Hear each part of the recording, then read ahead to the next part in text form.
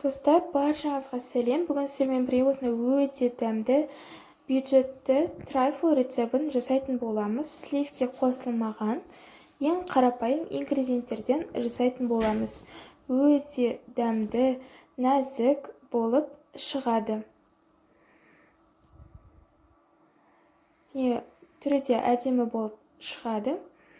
Осы ингредиенттерден көп трайфл шығады, сіздің форманың размеріне байланысты. Он, 3 жұмыртқа, қопсытқыш, какао, қант және де сұйық май керек болады. Ең алдымен барлық құрғақ ингредиенттерді араластырамыз. Ұнға қопсытқыш қосамыз. 10 граммдай қостым. Енді қантты өз мөлшеріңізбен аласыз. Мен 180 грамм қосамын. Енді осы құрғақ ингредиенттерге 50 грамм какао қосамыз. Енді осы құрғақ ингредиенттерді араластырамыз. Бұл пирог өте тез жасалады. Мен бұл пирогты бүгін мультиварканың ішінде пісіретін боламын. Ал сіз кез келген форманы алсаңыз болады. Мысалы 22 сантиметрлік.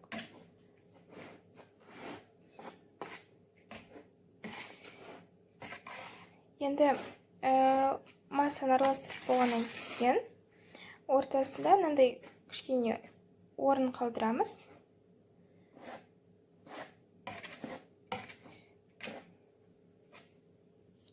Және де ішіне жұмыртқаны қосамыз.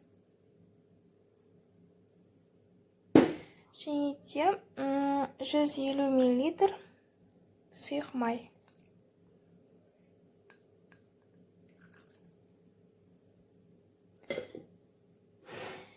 Енді осы массаны жақсылап араластырамыз. Оған дейін чайнигімізді қыздырамыз. Бізге 1 стақан ыстық су керек болады.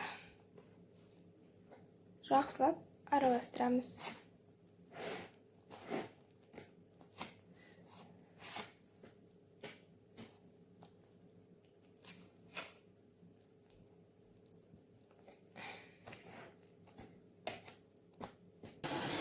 Осындай масса болу керек. Енді чайнигімізді қостық. Енді қатты кипятокты құятын боламыз.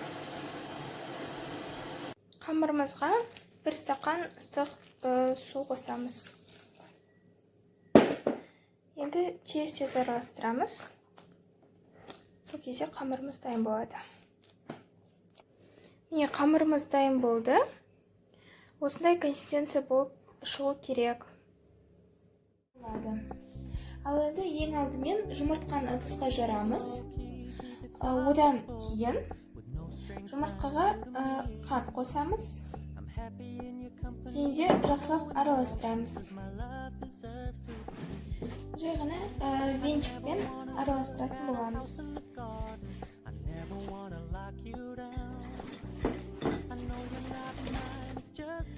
Енді осы массаға ваниль қоспасын қосамыз қалауымызша.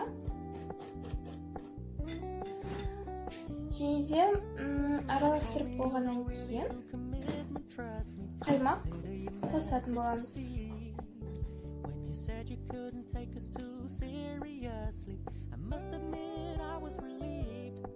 Қаймақ қосқаннан кейін 3 ас қасық ұн немесе 3 ас қасық крахмал қосамыз.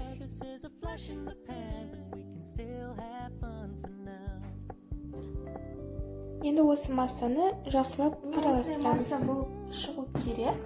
Енді осы массамызды кез келген кастрюльге құятын боламыз. Және де азотта кремімізді піскенге дейін қайнататын боламыз. Азотта піскенге дейін қайнатамыз. Массамыз қайнағаннан кейін 150-180 грамм жұмсартылған сары майды үстіп миксермен миксерлейміз.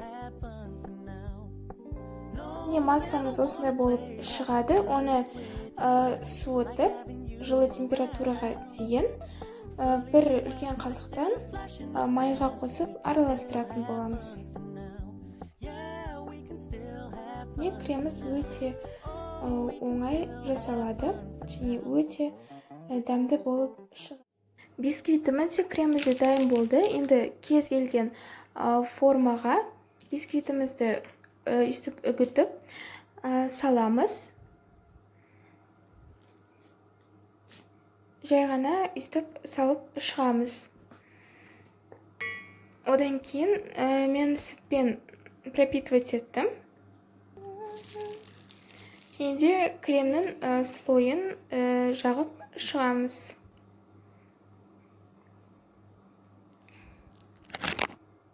Міне үстіп жағамыз. Одан кейін шоколадты ерітіп бетіне құямыз.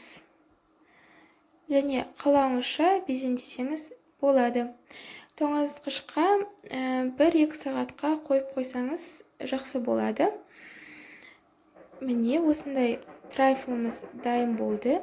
Өте дәмді болып шығады. Жасауға кеңес беремін.